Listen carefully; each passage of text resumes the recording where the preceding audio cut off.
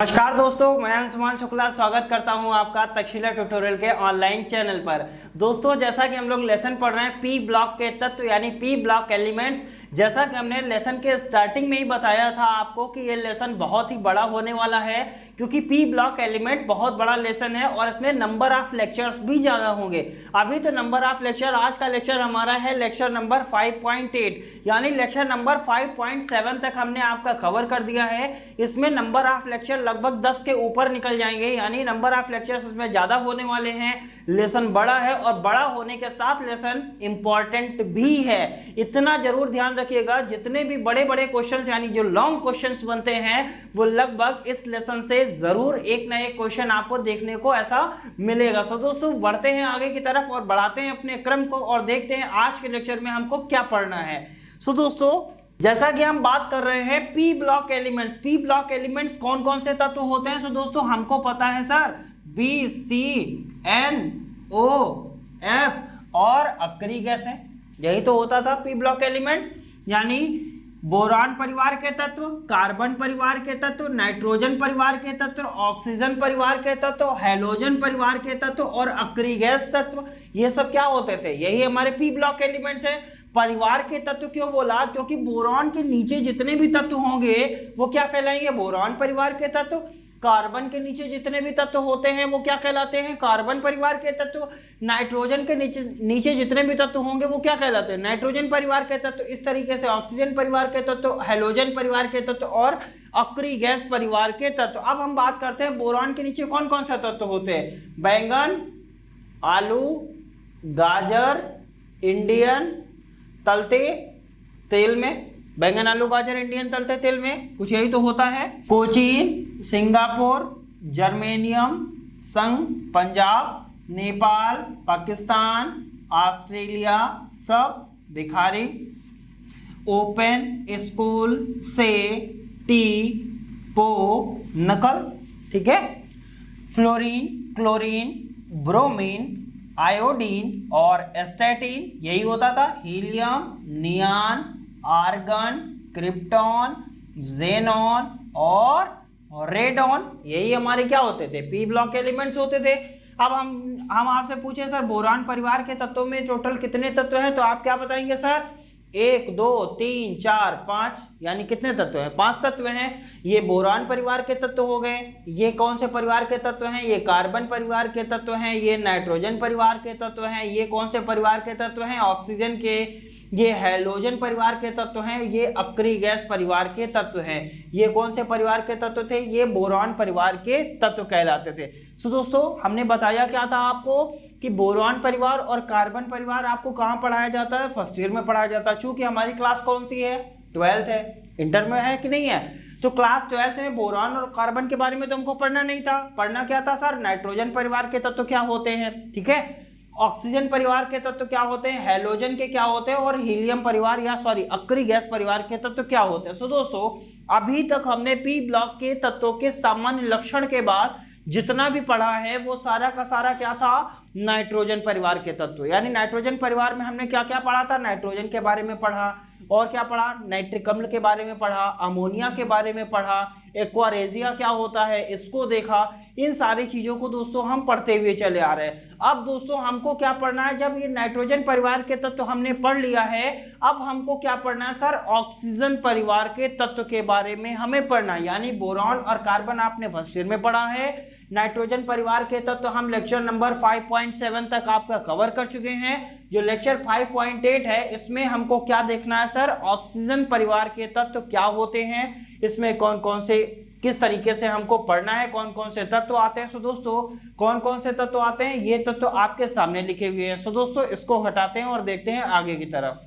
तो हमको पढ़ना क्या है? ऑक्सीजन परिवार के तत्व, यानी ऑक्सीजन के नीचे जितने भी तत्व होंगे वो क्या कहलाएंगे? ऑक्सीजन परिवार के तत्व। ओपन, स्कूल, से, टी, पो, ठीक है। क्या टिपना है? नकल टिपना है, सिंपल सी बात है।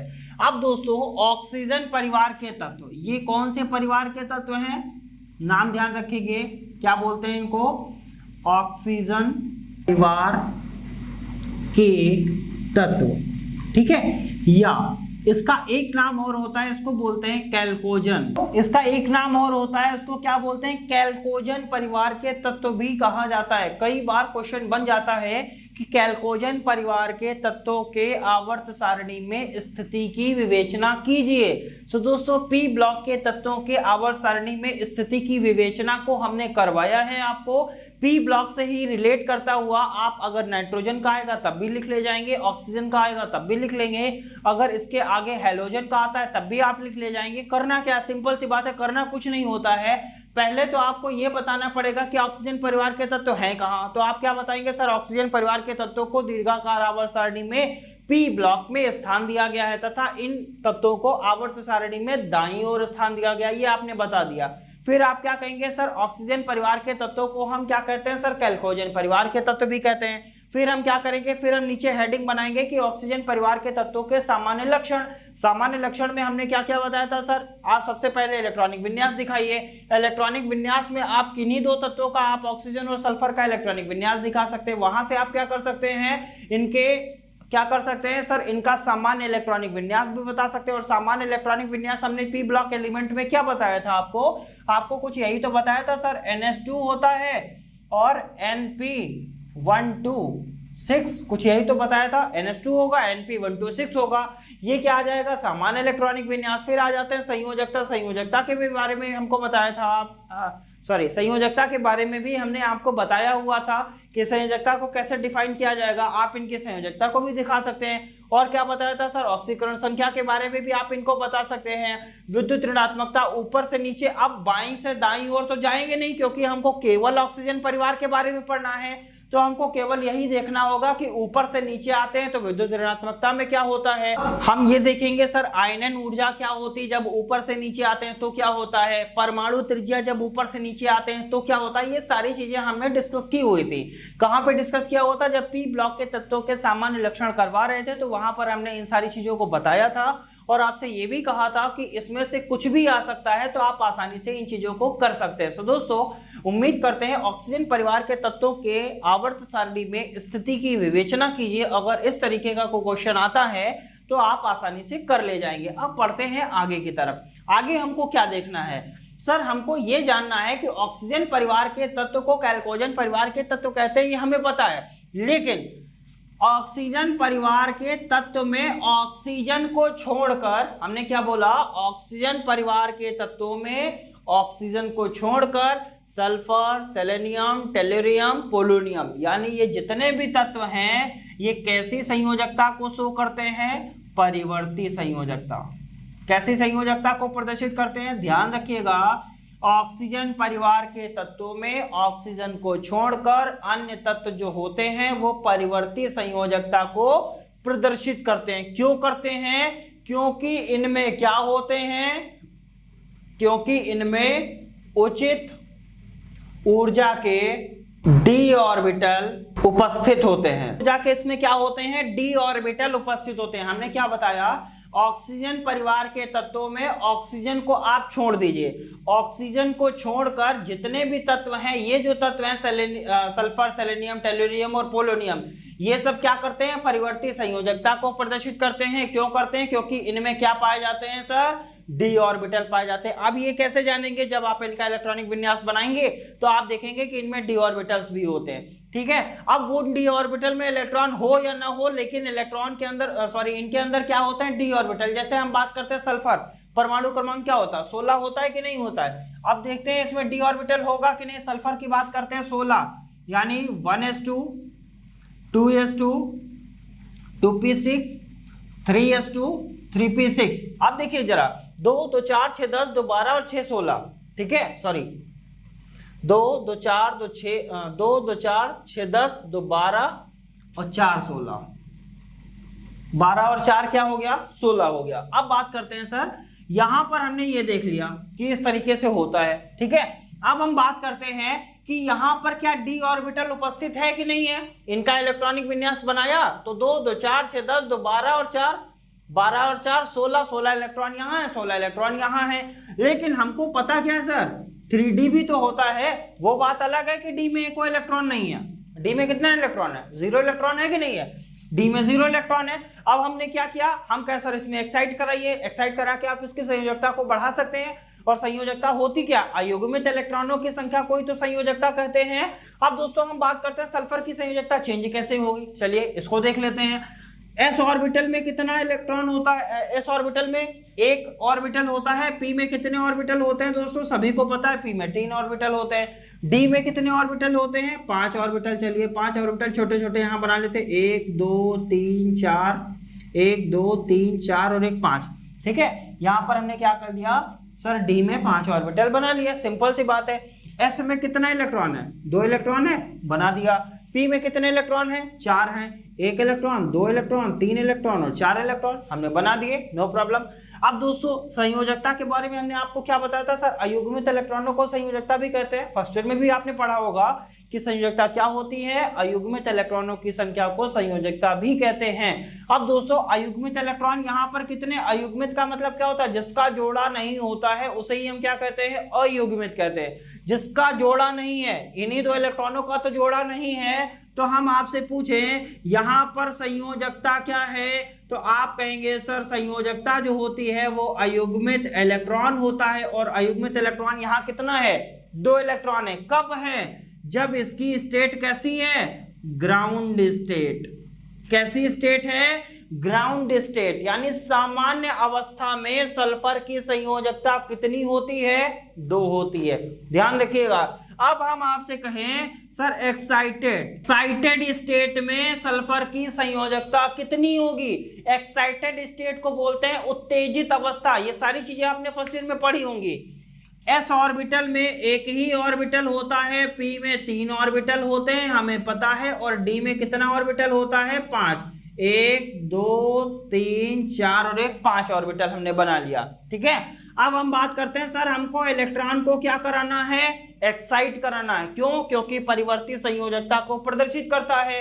परिवर्ती संयोजकता को प्रदर्शित करता है, क्यों करता है, क्योंकि उसमें डी ऑर्बिटल होता है। अब डी ऑर्बिटल है तो उसका हम क्या करें, तो उन ऑर्बिटल में भी हम इलेक्ट्रॉनों को रख सकते हैं। कब रख सकते हैं, जब इलेक्ट्रॉन को हम एक्साइट कराएंगे। एक्साइट का मतलब ये वाला इलेक्ट्रॉन उठ के इस वाले ऑर्बिटल में आएगा, जितने भी युग्मित इलेक्ट्रॉन हैं वो क्या करेंगे, एक्साइट होंगे यानी उत्तेजित होंगे, और उत्तेजित होकर कहां जाएंगे, डी ऑर्बिटल में जाएंगे। यानी ये युग्मित है इलेक्ट्रॉन, इसमें से एक इलेक्ट्रॉन इस ऑर्बिटल में आएगा, और यहां से भी एक इलेक्ट्रॉन क्या हो जाएगा, उसके अगले वाले ऑर्बिटल में आएगा। जब ये दोनों इलेक्ट्रॉन एक्साइट हो गए तो इसका मतलब यहां पर एक इलेक्ट्रॉन बचा, यहां पर एक इलेक्ट्रॉन बचा, और ये 2 अयुग्मित इलेक्ट्रॉन पहले से थे, तो 2 इलेक्ट्रॉन यहां पर आ गए कि नहीं आ गए। अब दोस्तों हम आपसे कहें यहां पर अयुग्मित इलेक्ट्रॉनों की संख्या कितनी है, यानी हम यहां पर आपसे कहें अब ये बताइए कि सल्फर की संयोजकता कितनी है, तो आप क्या कहेंगे, संयोजकता क्या होती है, अयुग्मित इलेक्ट्रॉन होता है। और अयुग्मित इलेक्ट्रॉन यहाँ कितना है, 1 2 3 4 5 और 1 6, यानी अब सल्फर की संयोजकता कितनी हो गई, 6 हो गई कि नहीं हो गई। क्या सल्फर की संयोजकता परिवर्तित हो रही है कि नहीं हो रही है, बिल्कुल। क्यों हुई, क्योंकि उसमें डी ऑर्बिटल उपस्थित है। अगर डी ऑर्बिटल उपस्थित नहीं होगा तो हम इलेक्ट्रॉन को एक्साइट नहीं करा पाएंगे, यानी इलेक्ट्रॉन को उत्तेजित नहीं करा पाएंगे। और अगर इलेक्ट्रॉन उत्तेजित नहीं होगा तो संयोजकता परिवर्तित होने वाली नहीं है। सो दोस्तों अब आपको समझ में आ रहा होगा कि ऑक्सीजन को छोड़कर, अब जैसे ऑक्सीजन की बात कर लेते हैं, ऑक्सीजन का परमाणु क्रमांक काट 1s2 2s2 एंड 2p कितना 4, यही तो होगा, 2 2 4 और 4 8। क्या 2d आपने सुना है कहीं पर, नहीं सुना ना, यानी दूसरे कोष में डी ऑर्बिटल नहीं होता है। क्वेश्चन यहां से बन सकता है कि ऑक्सीजन परिवर्ती संयोजकता प्रदर्शित नहीं करता है, क्यों, तो आंसर क्या होगा सर, दूसरे कोष में डी ऑर्बिटल उपस्थित नहीं होता है, और डी ऑर्बिटल के उपस्थित न होने के कारण ऑक्सीजन कभी भी परिवर्ती ऑक्सीकरण संख्या या परिवर्ती संयोजकता को प्रदर्शित नहीं करता है, बल्कि ऑक्सीजन के नीचे के जितने भी तत्व होते हैं वो क्या करते हैं, परिवर्ती संयोजकता को प्रदर्शित करते हैं, क्योंकि इनमें तो डी ऑर्बिटल पाए जाते हैं लेकिन ऑक्सीजन में डी ऑर्बिटल नहीं पाया जाता है। अब डी ऑर्बिटल पाए जा रहे हैं तो क्या होगा सर, इनमें हम इलेक्ट्रॉनों को क्या कर सकते हैं, इलेक्ट्रॉनों को एक्साइट करा सकते हैं या इलेक्ट्रॉनों को उत्तेजित करा सकते हैं। सो दोस्तों उम्मीद करते हैं आपको अच्छे से चीजें समझ में आई होंगी। वीडियो को फिर से देखेंगे, ये सारी चीजें आपको समझना बहुत ही ज्यादा जरूरी होता है। सो दोस्तों बढ़ते हैं आगे की तरफ और बनाएंगे क्या, ऑक्सीजन को। यानी हम ये देखेंगे कि ऑक्सीजन जो होती है वो आखिरकार कैसे बनाई जाती है, उसको प्रयोगशाला में कैसे बनाया जाएगा, ऑक्सीजन को अन्य विधियों के द्वारा कैसे बनाया जाएगा, इन सारी विधियों को भी हम देखने की कोशिश करते हैं। तो हेडिंग यहाँ पर हमने क्या बनाया है, डाई ऑक्सीजन। डाई का मतलब क्या होता है, ऑक्सीजन कितने होने चाहिए, 2 होने चाहिए कि नहीं, यानी यही तो ऑक्सीजन का फॉर्मूला होता है, डाई ऑक्सीजन। अब हम देखेंगे बनाने की विधियां, यानी किन किन विधियों के द्वारा हम ऑक्सीजन को बना सकते हैं। सो दोस्तों इसको हमको पढ़ना है कि बनाने की विधियां, ऑक्सीजन को हमको बनाना है तो कैसे बनाया जाएगा। पहली विधि क्या कहती है सर, वाटर का आप क्या करिए, जल का आप क्या करिए वैद्युत अपघटन। जल का आप क्या करेंगे, वैद्युत जब अपघटन करेंगे तो आपको क्या मिल जाएगा, ऑक्सीजन मिलेगा और हाइड्रोजन अलग हो जाएगा। इसका मतलब 2 टाइम्स ऑफ H2 अलग हो जाएगा और O2 अलग हो जाएगा, और O2 को ही तो ऑक्सीजन कहते हैं। एक विधि के द्वारा आपने ऑक्सीजन को बना लिया। पहली विधि क्या कहती थी सर, जल का वैद्युत अपघटन करने पर ऑक्सीजन प्राप्त होती है। लिख सकते हैं कि नहीं, पहले लैंग्वेज लिखेंगे। लैंग्वेज क्या लिखेंगे सर, जल का वैद्युत अपघटन करने पर हाइड्रोजन और ऑक्सीजन प्राप्त होती है। अब दोस्तों बढ़ते हैं आगे की तरफ, देखते हैं जैसा हमने ये देखा ऑक्सीजन को हमको बनाना है, बनाने की विधियां देखनी है, यानी हम कई विधियों के द्वारा ऑक्सीजन को बना सकते हैं। तो पहली विधि क्या थी, जल का वैद्युत अपघटन करने पर हमको ऑक्सीजन प्राप्त होती है। दूसरी विधि क्या है सर, यहां पर हमने लिखा 2 टाइम्स ऑफ HgO। इसका मतलब क्या हुआ, मर्क्यूरस ऑक्साइड हुआ कि नहीं हुआ। इसको क्या बोलेंगे, ये मरकरी है। मरकरी का मतलब क्या होता है, Hg का मतलब होता है पारा। पारा को क्या बोलते हैं, मरकरी बोलते हैं। सो इसका नाम क्या हुआ sir, mercurous oxide. Mercurous oxide क्या होती है, ये भी ऑक्सीजन को बनाती है। कब बनाएगी, जब मरकरी आपकी क्या हो जाएगी, अलग हो जाएगी, और यहां से आपको क्या मिल जाएगा, ऑक्सीजन मिल जाएगा। जरा देखिए यहाँ पर 1 मान लीजिए, 1 की 2 से मल्टीप्लाई करेंगे 2 ही तो आएगा। मरकरी कितना है, 2 टाइम्स मरकरी है कि नहीं है, तो 2 टाइम्स हमने यहाँ पर क्या ले लिया, मरकरी को ले लिया। सो दोस्तों पहले हमने क्या देखा, पहला हमने ये देखा कि जब जल का वैद्युत अपघटन करते हैं तो हमको क्या मिल जाती है, ऑक्सीजन मिल जाती है। मर्क्यूरस ऑक्साइड क्या होती है, मर्क्यूरस ऑक्साइड भी हमको क्या देती है, ऑक्सीजन देती है। अब दोस्तों इन 2 विधियों के द्वारा ऑक्सीजन बनाया जा सकता है। क्या प्रयोगशाला के द्वारा भी ऑक्सीजन को बनाया जा सकता है, तो आंसर क्या होगा, यस बिल्कुल, यानी प्रयोगशाला में भी ऑक्सीजन को बनाया जाता है। तो दोस्तों हम अगली विधि कौन सी पढ़ेंगे, प्रयोगशाला विधि। तो बात करते हैं प्रयोगशाला विधि के द्वारा ऑक्सीजन को कैसे बनाया जाएगा। सिंपल सी है विधि, 2KClO3। इसको क्या बोलते हैं, पोटेशियम क्लोरेट बोलते हैं। क्या नाम है इसका, पोटेशियम क्लोरेट। ये रिएक्शन करेगा, किसकी उपस्थिति में करेगा, ध्यान देंगे सर, मैग्नीज डाइऑक्साइड। किसकी उपस्थिति में, MnO2 को क्या बोलते हैं, मैग्नीज डाइऑक्साइड। ठीक है, 2 का मतलब डाई, मैग्नीज डाइऑक्साइड। ये क्या है सर, पोटेशियम क्लोरेट। लिख लेंगे, यहां से क्या हुआ sir, potassium chlorate manganese dioxide की उपस्थिति में क्या देता है, ऑक्सीजन देता है। सो दोस्तों यहां से लिख लेंगे 2KCl प्लस O2। लिख लिया कि नहीं लिख लिया, बिल्कुल। यानी पोटेशियम क्लोरेट मैग्नीज डाइऑक्साइड की उपस्थिति में अभिक्रिया के द्वारा ये क्या दिया गया है, यहाँ पर पोटेशियम क्लोराइड, और O2 ही तो आपको बनाना है, यानी ऑक्सीजन बनानी थी। सो दोस्तों हमने यहाँ पर देखा सर, जब पोटेशियम क्लोरेट जो होता है वो मैग्नीज डाइऑक्साइड की उपस्थिति में पोटेशियम क्लोराइड और ऑक्सीजन को देता है। यानी ऑक्सीजन को बनाने की हमने लगभग 3 विधियां पढ़ी। पहली विधि, जल का वैद्युत अपघटन द्वारा ऑक्सीजन को प्राप्त किया जाता है। मर्क्यूरस ऑक्साइड है ये। मर्क्यूरस ऑक्साइड को आप क्या कर दीजिए, गर्म कर दीजिए। जब गर्म करेंगे तो आपको क्या मिलेगा, पारा और ऑक्सीजन मिलता है। और प्रयोगशाला विधि के द्वारा आप ऑक्सीजन को कैसे बनाएंगे, तो पोटेशियम क्लोरेट लेना है, किसकी उपस्थिति होनी चाहिए, मैग्नीज डाइऑक्साइड की उपस्थिति होनी चाहिए। जब कुछ इस तरीके से होगा, जब रिएक्शन होगा तो आपको क्या मिल जाएगा, ऑक्सीजन मिल जाएगा। सो दोस्तों जैसा कि हम हर चीज में एक फिगर बनाते हैं, इस तरीके से ऑक्सीजन में भी एक फिगर बनेगा। आइए दोस्तों देखते हैं कैसे बनाया जाएगा फिगर। सो दोस्तों यहाँ पर एक टेस्ट ट्यूब हमने ले लिया है इस तरीके से। इस पर क्या कर देंगे, इस पर एक कार्क लगा देंगे, ठीक है। इसको कुछ इस तरीके से एडजस्ट कर लिया गया है, कार्क हो गया। अब इसमें हमको क्या करना है, इसमें हमको क्या लेना है, पोटेशियम क्लोरेट। ये हमने क्या ले लिया, पोटेशियम। यहाँ पर क्या ले लिया, पोटेशियम क्लोरेट ले लिया। अब इसको क्या करेंगे, हम करने वाले हैं इसको गर्म। चलिए गर्म कैसे करते हैं, गर्म करने के लिए हमको क्या बनाना पड़ेगा, बर्नर बनाना पड़ेगा। चलिए बर्नर बना लेते हैं। इसको हम क्या कर रहे हैं सर, गर्म कर रहे हैं। चलिए ये हमने इसको क्या कर दिया, गर्म कर दिया। बर्नर को कुछ इस तरीके से दिखा देंगे। ये इसका स्विच बना दिया यहाँ पर, और इस तरीके से बर्नर को हमने यहाँ पर बना दिया। ये कुछ इस तरीके से हमने दिखा दिया कि यहाँ पर क्या है, बर्नर रखा हुआ है। अब इस टेस्ट ट्यूब में अगर आप चाहें तो आप क्या कर सकते हैं सर, यहाँ पर एक स्टैंड भी बना सकते हैं। तो इसको कुछ इस तरीके से दिखा देते हैं, इस साइड दिखाते हैं, यहाँ पर दिखा देंगे। ये क्या है, पोटेशियम क्लोरेट, ठीक है। अब पोटेशियम क्लोरेट ले लिया। अब यहाँ पर हम क्या दिखा देते हैं, एक स्टैंड दिखा देते हैं जो इसको क्या करेगा, होल्ड करेगा, यानी रोके रहेगा।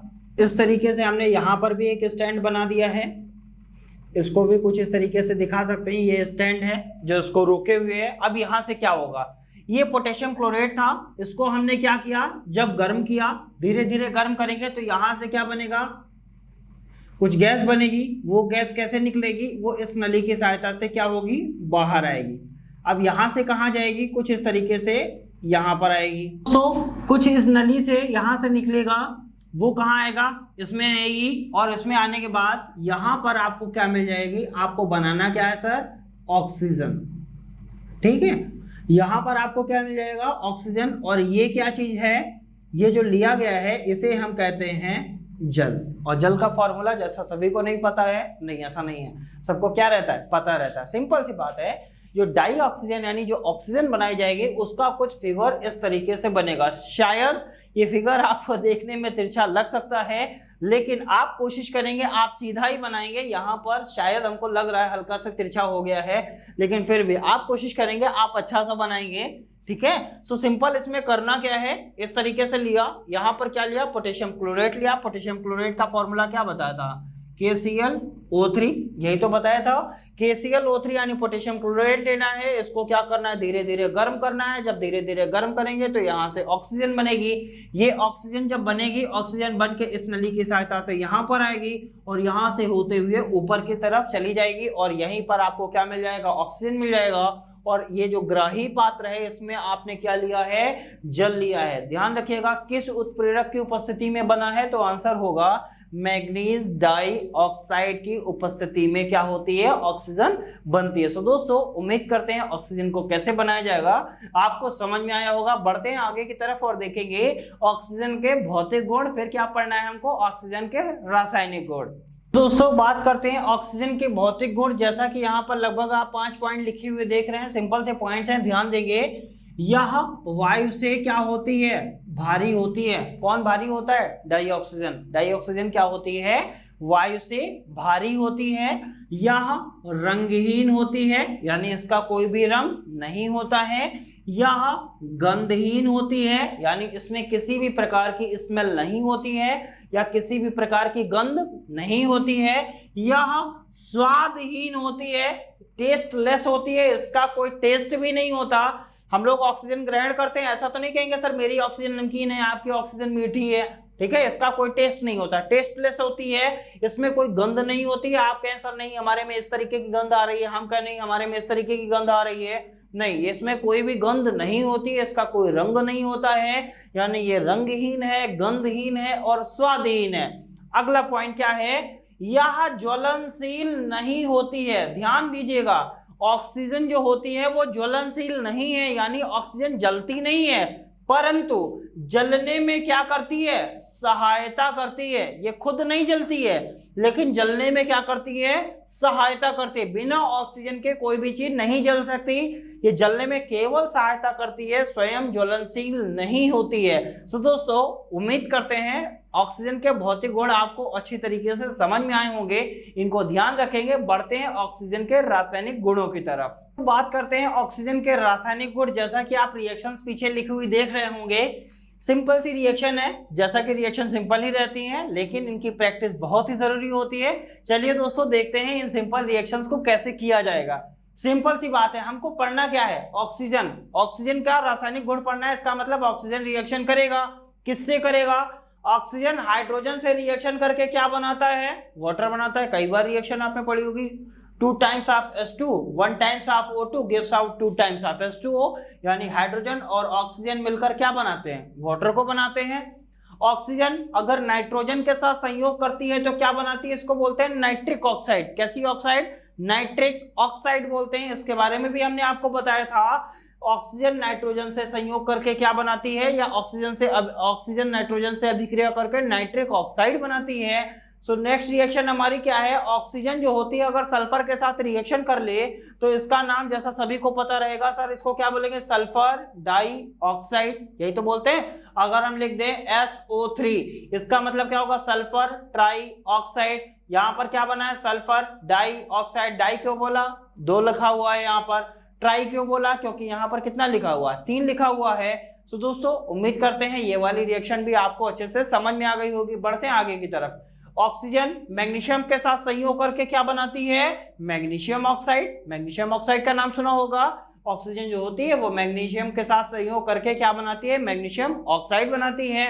नेक्स्ट, ऑक्सीजन कार्बन के साथ संयोग करके क्या बनाती है, सर इसका नाम हम नहीं बताएंगे, ठीक है, इसका नाम अपने आप से ढूंढिएगा, इसको क्या कहते हैं। ऑक्सीजन जब कार्बन के साथ संयोग करती है तो इसको क्या कहते हैं। तो दोस्तों उम्मीद करते हैं आज का लेक्चर आपको अच्छे से समझ में आया होगा। मिलेंगे नेक्स्ट लेक्चर में कुछ और नए टॉपिक के साथ, तब तक के लिए धन्यवाद।